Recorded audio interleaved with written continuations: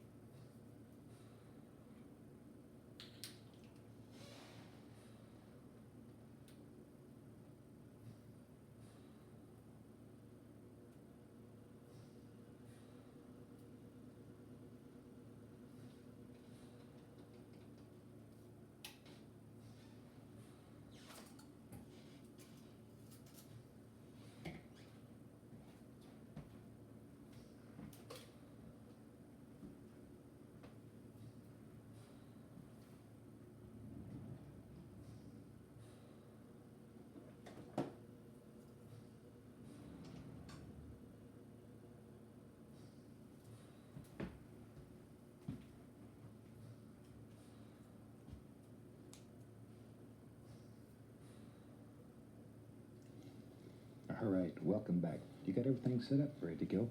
Let's take just a couple of minutes and talk just a second about some of the materials that we're going to be using today and how they work, what they are, etc., etc.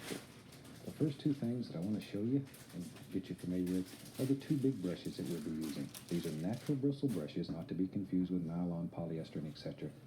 They look like how... Okay, I'll tell you what let's do. Let's take... We'll use the old 2-inch brush here and get a little touch of the liquid white. Just dip it right into the liquid white, and we'll go right up to the canvas, and we'll cover the entire canvas with just a nice, thin, even coat of liquid white. Just really scrub it in there, like so. You're just looking for a very thin coat. Probably the biggest mistake made when people first start in this technique is applying too much of the liquid white, just enough to cover the canvas. There. Speaking of canvas, the canvas that I use and prefer is a double primed, pre-stretched canvas.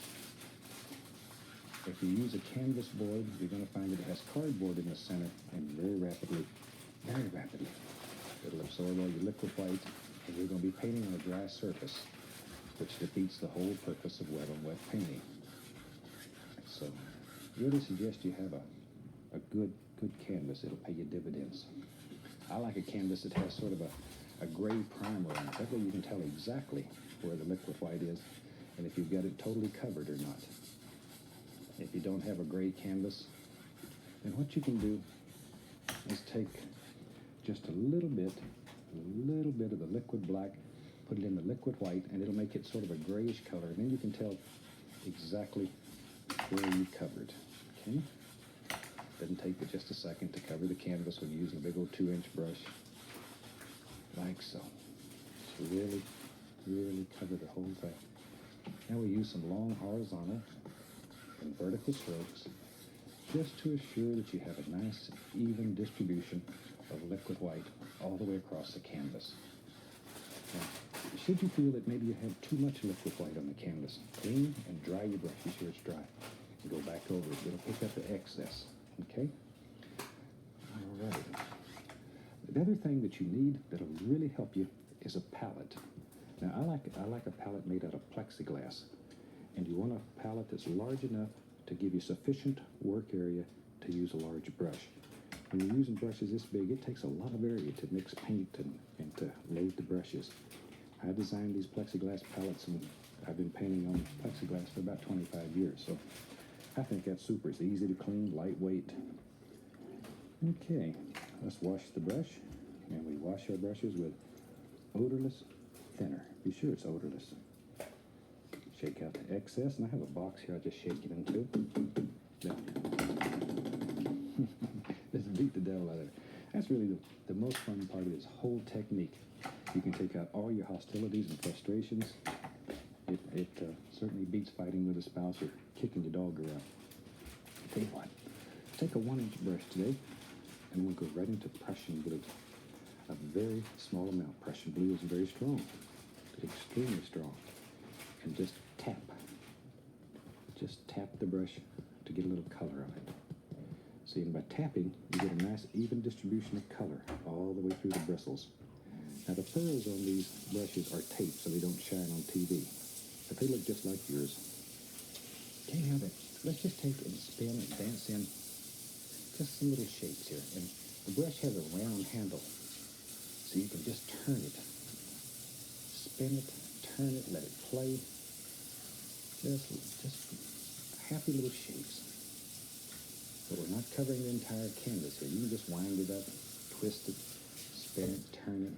You're going to have a beautiful little sky, a little winter scene today.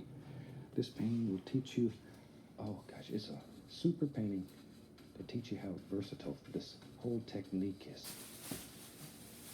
There we go. Also, it'll give you a chance to use all the equipment. Okay, just spin this, turn it, wiggle it. Well, looks like we made a mess already. That's no big deal, because we don't make mistakes. We have happy accidents.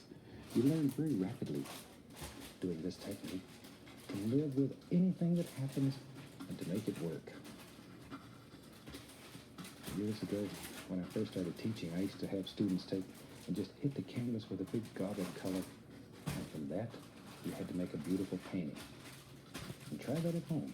It's one of the most fantastic ways to build confidence and to teach you how to use anything that happens. Anything that happens. There. There we go. See, just spin this color in there. You get all types of effects happening. Good, clean, dry brush. And I'm going to use a 2-inch brush, and I'm going to begin mixing this up. Little tiny circles in all directions. Little that way, little. Just mixing it up, blending it. Just sort of looking and pull some of the color out into the white areas, the light areas. Pull it out. But you don't want to kill all these little actions. You're going to put some big clouds in here.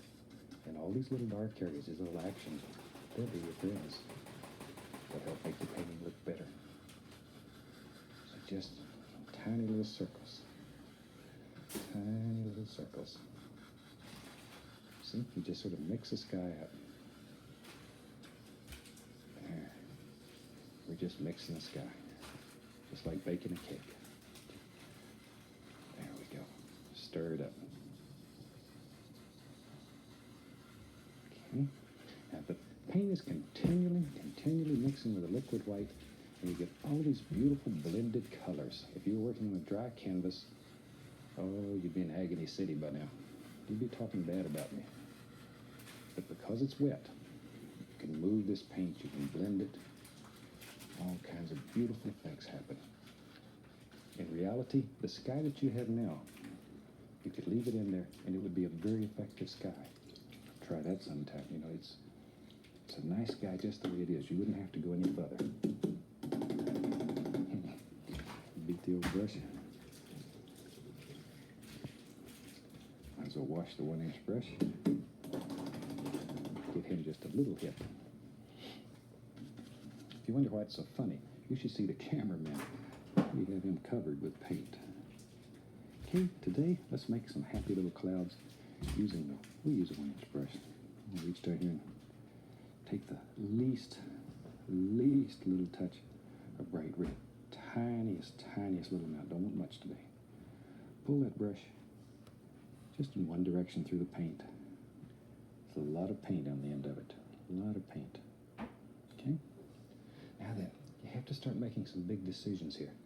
Where does the clouds live in your world? If one lives right here, take just the corner of the brush, barely touching the canvas. Barely touching. And begin putting in a basic little shape. Basic little shape. Using little circular strokes. Little circular strokes. Now let's do several layers of clouds. I'll show you how to do this. After you have in your basic shape here, let me go back with a 2-inch brush, and we're going to use only the top corner. Watch right here. Take the top corner and blend the base of that cloud. Very lightly. Very, very lightly. Very lightly. This is where a firm paint really pays dividends, because if you have a soft, soupy paint here, it's just going to mix right into the background and go away and leave you. I beat the brush just to remove any excess paint that I picked up. I'm going to fluff it. Just fluff it up. Fluff it up. And very lightly. This is 3 hairs and some air. We have our first little cloud. And we said we was going to put layers of clouds here. So maybe right in here. Sort of look at where your dark areas are in the sky. Maybe. Yep. That's a little happy cloud right here. Just sort of visualize in your mind and drop it on here, because you can do anything. You can do absolutely anything on this canvas. This is your creation and your world. It should make you happy. Painting should always make you happy. Good clean brush, and we do one cloud at a time. If you want to layer these and make them look right, don't get in a hurry. You have plenty of time. Plenty of time. If I get ahead of you, stop the tape. I'll take a rest while you catch up. There we go. That's the beauty of having it on a recorder. You can slow that son of a gun down whenever you want to. There. Okay. Just knock off that excess paint. Gonna fluff this one. See, if you try to do all these at one time, when you blended the base of this cloud out, it would destroy the top of the next one. So just do them one at a time. Fluff them up. Very lightly. All this does is take the brush marks out and sort of blend them together. Isn't that a super, super easy way to make some fantastic cloud shape? Watch here. Maybe over here. Yep. Let's have one that lives. Maybe he comes right down from this side. Clouds are one of the freest things in nature. Just however they want to live. Boy, they just float around and have a good time. Just float around. See, there it is. Big old fluffy son of a gun. Maybe he comes right on down. Wherever. Same thing. Corner of the brush. Just lightly. Don't overwork these. Maybe one of the biggest problems is to not overwork them. Just hit them a little bit. And then lift them upward. Lift upward, just like so. Lift up. And very lightly blend across. See? Boy, another fantastic cloud. And we could spend all day just making beautiful clouds, and there's nothing wrong with that. It's the best way in the world to learn. You learn by repetition, by doing it over and over. Devote some time to practice. Practice can be your best friend. Absolutely your best friend. See, maybe one over here. You know, I get so many inquiries about do I teach? I really don't do a lot of teaching anymore. Old age creeps up on you, you know. But we have certified instructors. These are people that I've personally taught and I personally guarantee. And we send these instructors all over the country, teaching for stores or for individual groups. So if you would like to have some information about instructors, give us a call. Give us a call or drop me a line. We'll be glad to send you any information. There we go. Now then, clean, dry brush. Blend that a little bit. Just give it a little blend. There. See? A little bit over in here. Don't overdo. Fluff it, fluff it. But when you're doing this fluffing, always in circular strokes. Don't ever go straight up or straight down. It'll look like it's raining up. Make you sort of unhappy. Okay, now very lightly, just go across. Now you come back in here and put all kinds of little individual clouds, little stringy things if you wanted to. There's just no end to it. No end to it. And when you're doing this at home, try mixing some gray color and make some individual clouds with gray. It'll help, once again, create the illusion of depth in your painting. Another little trick. These guys are so fantastic. Maybe you want to show like there's some light coming through here. Watch right here. I think you might be able to see this. All you have to do is take the brush, grab it, and pull very lightly. And it's hard to see, but it'll make it look like light rays coming through there. You could even add the least little touch of white come through. It'll give the indication of light. These skies are fantastic. You can make beautiful skies here that almost look like religious paintings. They're beautiful. Okay. There we go. There we go. Tell you what, let's build us a little mountain. For that, we'll use a knife. And we'll take some Prussian blue, Van Dyke brown, alizarin crimson. Oh, we'll throw some black in there too. What the heck? Just mainly the dark colors. Pull it out very flat. Get tough with it. Get strong. Pull it out flat. Now, this knife has a straight edge on it. Unlike most painting knives, this one is straight. So it's very easy to load. Go down, cut across, and that easy. You have a little roll of paint right out on the edge of the knife. Okay, let's go right up here. Now then, we're going to have a little mountain in here. You have to make a big decision. Where does a mountain live? Maybe right there, wherever you want it to live. In your world, you put mountains, trees, wherever you want to. Shoot, maybe there's a little bump. Lives out here, comes down, and we'll push this paint right into the fabric. Right into the fabric. Get tough with it. You're not going to hurt the canvas. It's strong. Shoot, they make tents out of it, so strong. Maybe there's another little bump right there. And we'll just have it go right on off over there. But really push this paint into the fabric. Get tough with it. Really. Now scrape off all the excess. Scrape quite firmly all the excess paint. Okay. Now then, with a 2-inch brush, I'm going to grab this and pull. Because it's wet, because there's liquid white on the canvas, you can move this color.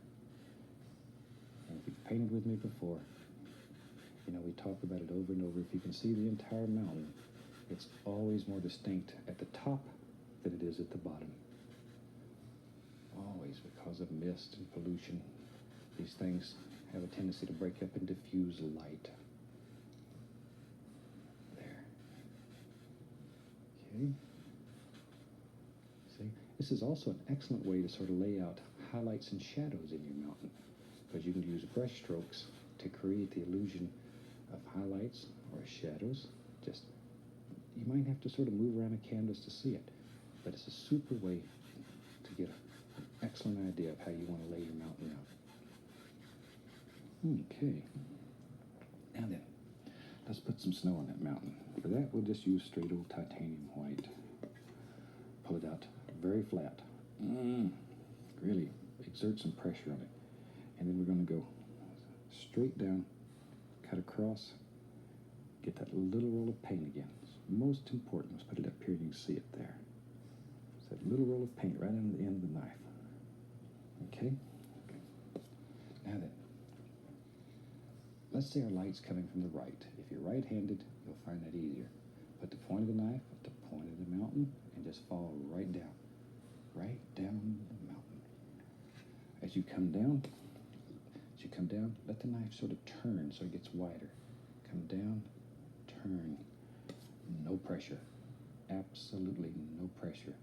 And you can sort of jiggle it if you want to make all kinds of little effects and little things happening. Give it a little wiggle, a little jiggle, and let it play. See? Just all kinds of happy little things can happen there. And maybe this one right here. Go right up in here, grab it, and just let it curve right around. See, however you want to do mountains, it's up to you. It's up to you. Mountains grow in just about every size and shape imaginable. Maybe right in here. Put a little highlight. Comes right on down wherever. The little knife is fantastic for getting into small areas. You may be more comfortable with a smaller knife. Give them both a try, see which one you like. See, maybe let's take the little knife, show you here. Like back in here. See this knife? Boy, it just sneaks right in there and does them little things. It really works well. We'll just stay with it for a minute. I'll take some Prussian blue and white. Prussian blue and white, just mix it up. Don't over mix it, just leave it sort of marbled, textured, whatever. Come across and get a small roll of paint right on the edge of the knife. So the little knife works exactly the same, but it sneaks in these small areas so much nicer. Look there, no pressure. See now, I decided this one is going to be in the background, so do it first, and then let's begin bringing some shadows down here. We'll begin bringing some shadows down. But this one, we'll have it come distinctly through it. And that easy, it'll push that one into the background. See the power that you have on this canvas? Unlimited power. Now we can take little touches of dark here and there to create the illusion of darker, deeper shadows. Wherever you want, maybe in there. A little bit of our shadow color. Zoop. See? How that rock just sort of leans out there. All kinds of little things. Okay, a little bit of shadow in here. This is all being done with just a small knife, but you could do it with a big knife. Sometimes it's a little easier to sneak in those little places. Now then, maybe we want to put some little projections wherever. See, you can always add, subtract, change your mind. You have total and absolute creative freedom. You can do anything that you want to do here. Now then, put a little shadow behind that, and it becomes a separate entity. But without that shadow, it just sort of lays there. But you can make a whole nother projection. That's simple. That's simple. Okay. Now then, I want to increase the illusion of mist here. So very lightly, using a 2-inch brush, I'm just going to begin tapping, always following the angles. See the angles here? Always follow those. Very lightly. And the higher up you go in the mountain, the lighter. You just, it's whisper light. Then lift slightly upward. That blends it together and removes the tap marks and creates the illusion of mist. Now, show you a little trick over here. Little trick. See, now if you wanted to bring this projection out in front, let's say it comes right here, just make this line right here distinct. And that way it'll become a separate entity all to its own. And it pulls it right away. That little misty area back here is what pops it out. You have a distinct line and that misty area. And it creates another plane in your mountain. It makes it look deeper. Of course, we're not interested in making money. But should you be interested in selling your painting, that's the kind of thing that it brings that happy buck home. Okay, then we'll miss this, but we don't want to touch that nice line there. That's important. Just give it a little mist. Blend it, blend it, blend it. Like so. You can even take a little bit of the, I'm just using a little of the shadow color here. And you could come in here and just gently tap. See? Make it look like a little hill that floats right off that mountain. There's no end to this. You can go on and on and on wherever you want it to go. Let's see. Very soft, very gentle. Okay. That should give you a lot of ideas. A lot of ideas. Lift it upward slightly. Make it look like little distant trees if you want to. Whatever. Whatever. There we go. We'll wash your brush now. Give it a shake.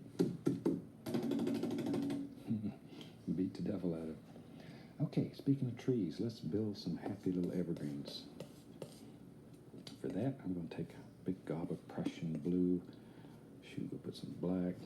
We'll use some alizarin crimson. It doesn't matter, brown, whatever you got. As long as it's dark, as long as it has a lot of blue in it. The blue is so strong, it'll just about eat up everything. Pull the paint out as flat as you can get it, as usual. And then cut across. There you go. That little roll of paint. Little roll of paint. Okay. Now you can do this several ways. You can take that little roll of paint and you can lay in the initial